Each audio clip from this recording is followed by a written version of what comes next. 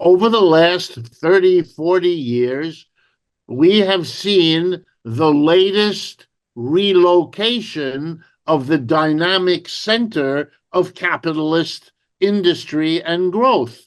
It has left Western Europe, it has left North America, and it has left Japan. And it has gone, above all, to the People's Republic of China, but also to places like India and Brazil and Vietnam and other parts of the world. But it has left the old part. And that is how capitalism has always worked. It has always relocated following where profits were the greatest. And so, for example, here in the United States, many companies, many of our largest corporations over the last 40 years grew their enterprises in China or in India or in Brazil or in Vietnam. Wages were lower, India, China, and Brazil, and the economic market was growing faster than in Europe, North America, and Japan. And we are seeing the consequences for those that are able to see it, who are able to admit it, who are not blinded by their own ideology. And I have to tell you that in much of Europe and in much of North America, the major response to the relocation of capitalism to the East, mostly to the South and the East, has been what psychologists call denial. They haven't admitted it. Politicians have felt that what they must say to the people is that we are strong and we are powerful and we are what we were.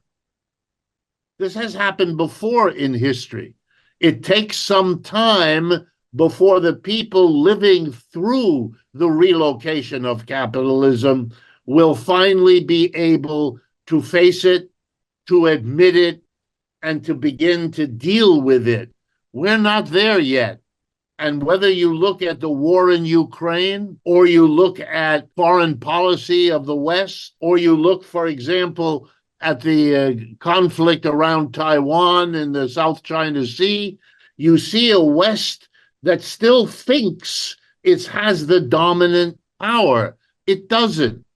And the statistic I use to drive this point home to people is that if you look at the GDP, the gross domestic product, which measures the total output of goods and services in 1 year, if you look at the total GDP of the United States and its major allies, the G7, United States, Canada, Japan, Britain, France, Germany, and Italy, it is significantly less right now than the GDP of China and its allies in the BRICS, BRICA, that other new alliance.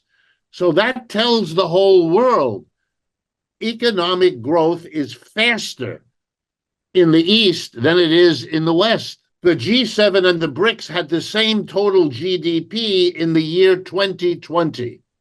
Now the BRICS have about 3 or 4% more than the G7. And that shows you that the gap between them is getting larger. This is reshaping global capitalism and all world affairs.